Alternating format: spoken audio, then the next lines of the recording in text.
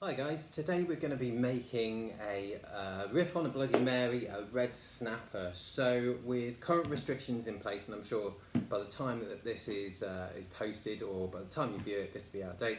But at the moment, in England, we are shutting our bars at 10 o'clock every night.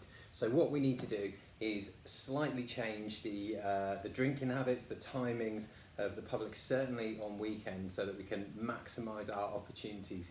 Now, brunches, things like that during a Saturday or even Sunday daytime is a really good way of doing that, and a drink that really naturally plays well in that space is of course a Bloody Mary. And with the popularity of gin, the gin version of a Bloody Mary, a red snapper, is a really good way to go with that. So I'm going to use a couple of techniques today. I'm going to use some shake and strain, and I'm going to roll a cocktail as well, which I'll show you how to do. So we'll start with our non-juice ingredients, and we're going to shake those together. The reason that we do that is because I know I like to use a little bit of horseradish in my Bloody Mary or red snapper.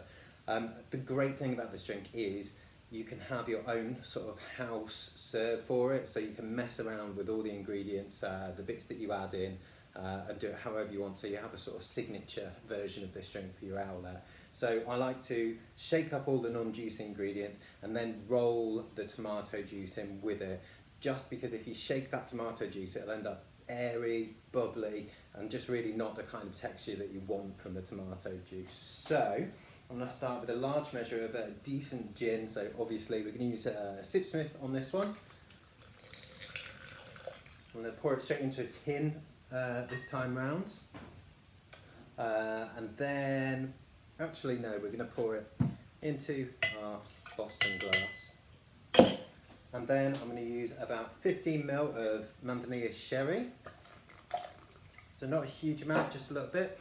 A little splash of fresh squeezed lemon juice, and obviously you're going to be asking your guests exactly how they want their Bloody Mary. If they want it spicy, so more Tabasco, or if they want it a little bit less spicy, obviously less Tabasco. So I'm going to use, because this is for my taste, I'm going to use a few dashes of Tabasco, give it a bit of a kick, and then Worcestershire sauce, but because I'm in Yorkshire, I'm going to use something a bit more local, so Henderson's relish. Celery salt, guys, if you're not using celery salt, it's amazing, it's so tasty. I use it in all sorts of cooking now, lovely stuff. So sprinkle of that, a few grinds of black pepper. I'm going to add a little bit more on top at the end as well. Now this is the one that's tricky to combine, so this is why we're shaking. A good dollop, it might be a bit much, so maybe a spoon, half a spoon of horseradish, just to give us that sort of nice mustard nose kind of spiciness. And then I'm going to chuck some ice in there and give it a quick shake, just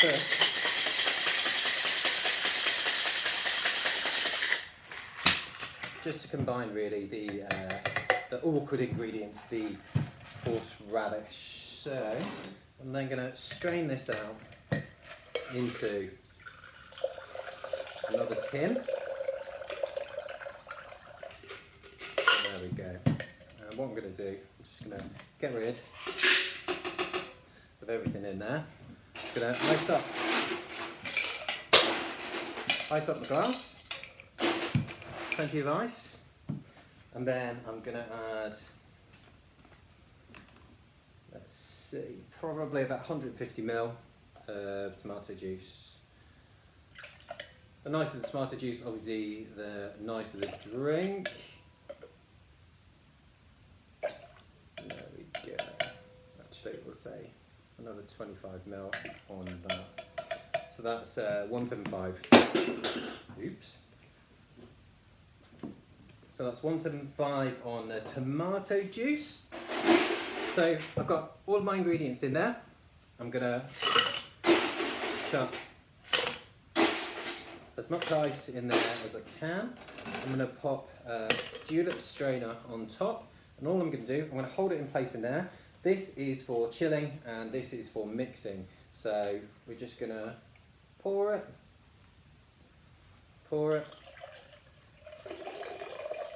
and just do that a few times. So what's happening is we're getting a good bit of mixing in one tin, so mixing in this tin and diluting in the other tin. So there we go. So we keep the nice sort of texture of the tomato juice, which is what we really wanted. There we go. And it's nice and combined and nice and chilled as well. So we're going to chuck a lemon wedge on there, a nice big sprig of celery, the nice leafy bit. Make sure you give those all a good wash. And what you can do as well is just rub that bit of lemon around the rim of the glass before you fill it with ice, before you do anything, and sort of dip it like you would a margarita on a plate of ground or cracked salt and pepper, so you get a nice sort of salt and pepper finish on the top there.